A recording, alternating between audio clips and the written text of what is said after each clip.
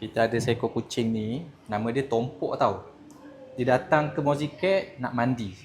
Dia pantang kena tegur. Memang kena tegur, dia memang menjerit habis. Kita nak cuba sapa dia je. Kita tak mula lagi, kita hold dia sekejap. Tompok. Ya, kita tanya je. Tanya je. Awak okey tak? Ha?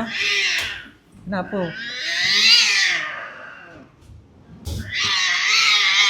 Ya, tak mau marah, okey? Tak mau marah, okey? Ya Rabbi. Takutnya dia ni. Sabar, Tompok. Tompok. Pak Tompok keluar. Tompok terus okey tau. Okey keluar Tompok, tak mau. Boleh. Kepala Tompok kejap. Tompok. Okey. Siapa buat Tompok ni?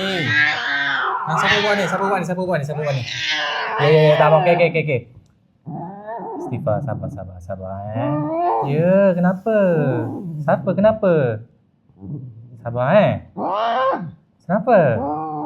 Tompok okey. Selamat je sini. Okey. Semua okey. Okey je. Tahu? Takut? Tompok takut? Okay, dah.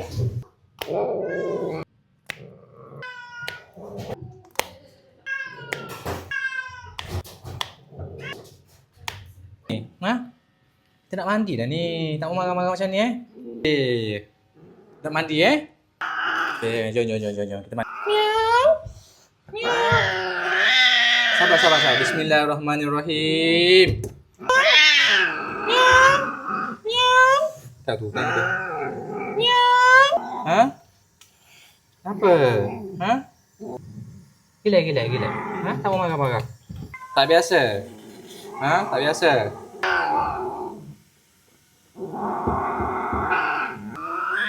Okey, sikit je. Cebok.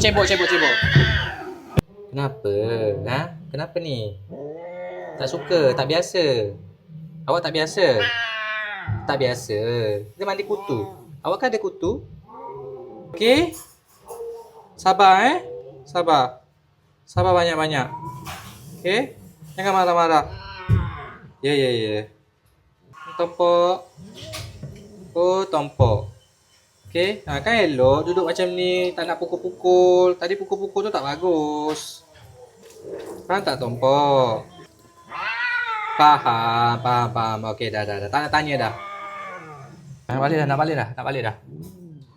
Tak mau jerit-jerit, marah-marah macam tu. Tak mau. Okey?